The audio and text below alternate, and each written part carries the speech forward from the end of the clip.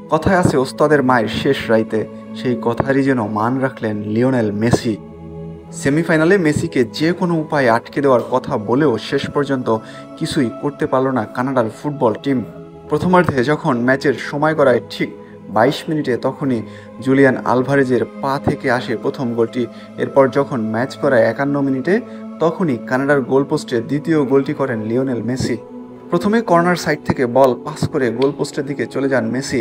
সেখান থেকে কানাডার প্লেয়ার বলটিকে গোলপোস্টের বাইরে নিয়ে যেতে শট করেন। পরে বল গিয়ে পড়ে এনজো ফার্নান্দেসের কাছে, তিনিও বলটিকে শট করেন গোলপোস্টের দিকে। সেখান থেকে মেসি কানাডার গোলপোস্টে বলটিকে শট করলে সেখান থেকেই মেসি বাহিনী দেখা পায় দ্বিতীয় গোলের। এরপরে আবারও 60 মিনিটের দিকে কানাডার গোল পোস্টে অসাধারণ একটি শট করেন জুলিয়ান আলভারেজ।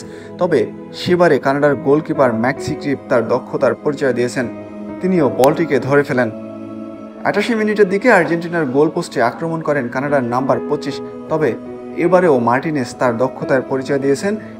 শেষমেশ ম্যাচে আর্জেন্টিনার 2, কানাডার 0 গোলের ব্যবধানে কোপা আমেরিকা 2024 ফাইনাল নিশ্চিত করে বর্তমান ডিফেন্ডিং চ্যাম্পিয়ন আর্জেন্টিনা।